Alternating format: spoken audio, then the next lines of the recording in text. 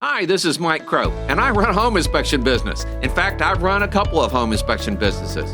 The true joy for me, though, has been helping literally thousands of home inspectors build really solid home inspection businesses as well. We can help a single-man operation be able to do over $300,000 a year, maybe all the way up to $400,000 a year as a single inspector operation. Even better for me is the 80-plus companies that we have helped be able to build million-dollar home inspection businesses. I would like to help you be able to do the same thing. We're continuing the segment from a recent online event that we shared for the last episode. Here's the rest of the topic. Enjoy.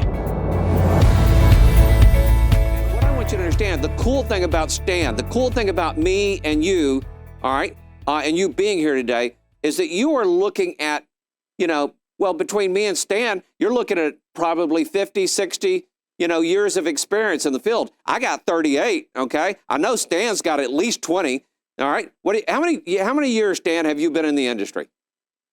29 years, Mike. So there's another 30. Almost 80 years of experience between me and Stan, okay? And I will tell you that other people have the same thing. So the thing is that the 95%, a lot of times are the people that have been in the industry a very short period of time. Or worse, they've been in the industry for 30 years. I'm trying to say this politely. They've been in the industry for 30 years, but they weren't successful. So which one do you want to listen to? The one that's been in the business for 30 years and not been successful, or somebody that's been in the business, say, less than 5 years and wants to tell you why things do work and don't work? Okay? That's the cool thing is every day, me and Jonathan and Krista and the family here are just here working every day to grow the business. And I want to make sure that you have that, okay? And so sometimes when you listen to the wrong person, you get punched in the face. There's a whole joke that goes with that. I don't have time, but I want you to understand you've got to listen to people with the right experience. If you listen to the people with the wrong experience, you end up with a mouthful of knuckles, okay? Doesn't work. And I learned from that as well. When I want to learn something, I go to people that have experience. And I want to go to people that are successful, okay? If I want to commiserate, yeah, I go to the bar and listen to everybody complain. I have a beer, okay? And I go, God, I get it, man. Yeah, oh, bad. Oh, bad. Oh, yeah, absolutely. Oh, that's my excuse too. Oh, that's terrible, okay? And then I go back to my room and I go, wow. Man, I sure am glad I'm not doing that. Okay, so you got to learn from those things. And I've been doing this since 1985 in counting. And by the way, before that, I spent 13 years in the retail industry. And people want to tell you that home inspections is tough. Guys, you have no idea tough until you're unloading a truck in 10-degree weather out on the dock, and trying to get it in so you can put it in onto the shelf so people can buy it. You know how you go to Walmart sometimes and the shelves are empty? Been there, done that too, okay? During snowstorms and weather and everything. So there's a lot of pieces there you want to understand. So look for the right people to be able to help you be able to work your way through this. Now, I'm not going to go through all this, but I do want to remind you that we have this resource, I believe, for you out on the member website. And here's the cool thing is, John Laird. Hey, John, can you say hi to everybody? John Laird. Hey, everybody. Hey, there we are. John Laird and I have been going to lunch. For how many lunches, John, have we been talking about this topic? Oh, since about May 2021, I think. So May of 2020, over a year, almost a year and a half. So here's the thing is, I showed John the Beware the 95%. I shared this 2 or 3 years ago, and it's been growing and growing and growing. It's kind of fun how you watch some things grow. And by the way, I learned that from Walt Disney, okay? He opens stuff and it just changes and changes and changes and gets better and gets better. They get rid of things that don't work and they add things that do work and they test new things all the time. So John asked me all these questions off of the whole Beware 95% paradigm.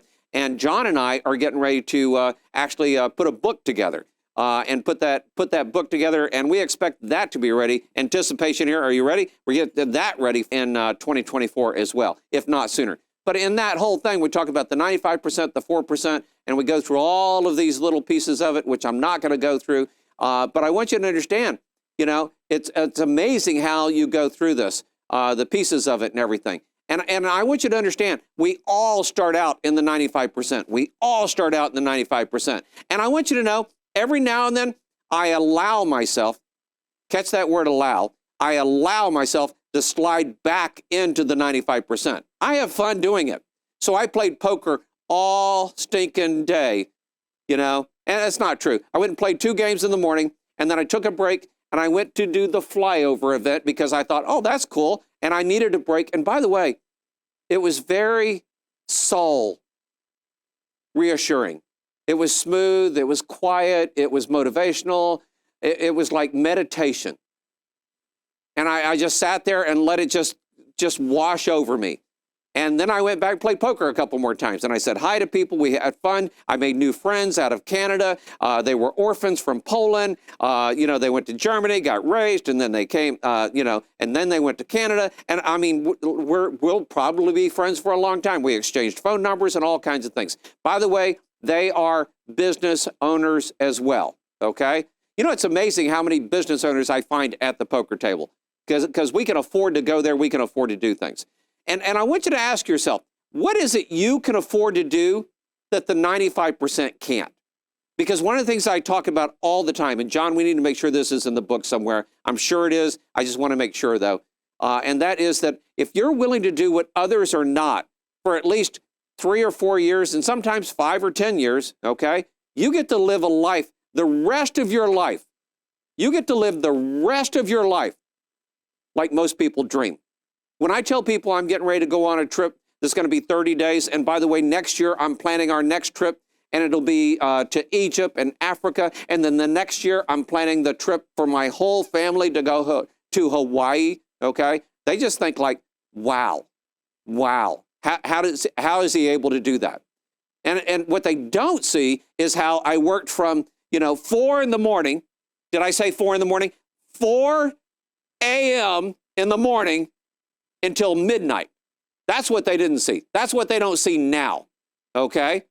And I'm getting stinking tired of people going, wow, you got lucky. And by the way, I live a very blessed life.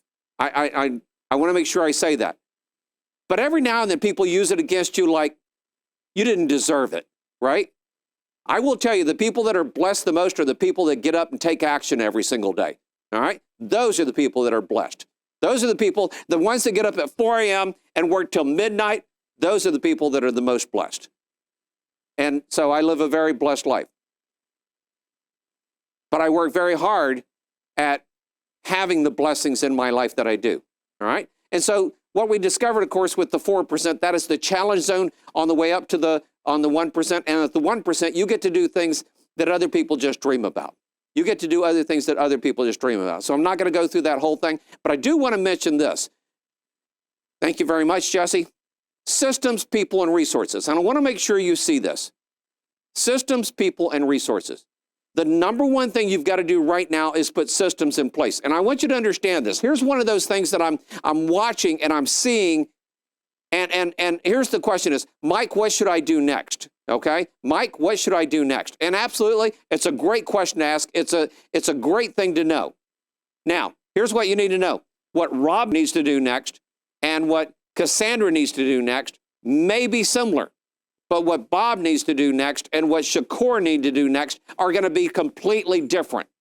So later today, we're going to teach you the secret, and I've taught it many times, but we're going to teach you the secret of knowing what to do next and making sure that it gets done, okay? Because, the 95%, well, they just pray for things, right? And the 1% pray for the strength to do things. And that's that's like my theme for today. You're going to hear me say it. And by the way, as I went through that first show on that flyover, they probably said it 4, 5, 6 times. And I was so glad they did it because the first time they said it, I wanted to take out my phone and text it to myself. But I was in the middle of the show, and they don't want you using your phone when you're in the middle of the show. So I kept saying it to myself over and over and over again. And they said it again. And then they said it again. And then at the end of the show, they said it again, all right?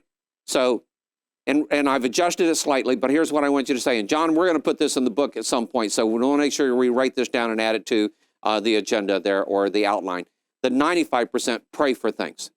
The 1% pray for strength to do things. Now, maybe your strength to do things today is to put up with me and Davey until 1 o'clock today, okay? Maybe that's the strength that you need today. I don't know, okay? Maybe the strength is not to have to run to the restroom and miss out on something important. Maybe that's your strength. So you got to put systems into place, you got to put people into place, and you got to put resources into place. The average person doesn't do that, okay? And that's what makes us different, guys, the 1% different than the other people that are involved with that and everything. So systems and people. And by the way, when you get ready to start hiring people, oh my gosh, please talk to us, okay? Because this is where one of our members went wrong. We tell people, hire people here and hire people here and pay them like this and structure it like this and put this into your agreements. And he didn't do that. Winter just like kicked his butt, okay? And we, in the home inspection industry, we had that problem. Angela, bless her heart, me and Angela are in the same boat, right? More people buy homes in June than they do in December. I mean, when you say it, you kind of go, well, yeah, duh, but you don't think of the ramifications on our revenue, on Angela's revenue, when we go through that process, okay? And so you've got to put those things in place. And so systems and people and resources. And if you don't recognize your bell curves, then you will not staff properly. Now, I'm going to tell you, bell curves can happen on a daily basis, by hour, okay? So we know our bell curve on our phones. We know when our phones are the busiest. When I was in the retail business and the grocery business, we knew when more people would show up at the stores than at any other point, okay? Starbucks has a bell curve every day. They know in the morning and this time, that's their busiest times.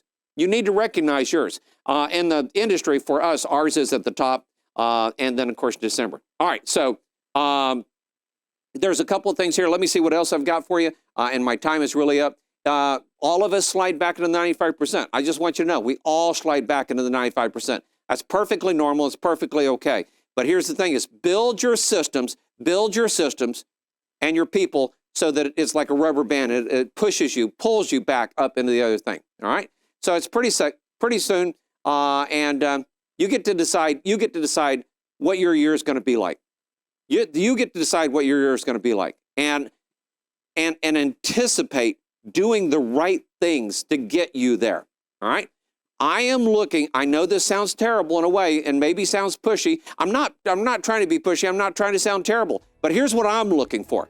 I'm looking for the people this year who get it done right, so can help me help other people succeed.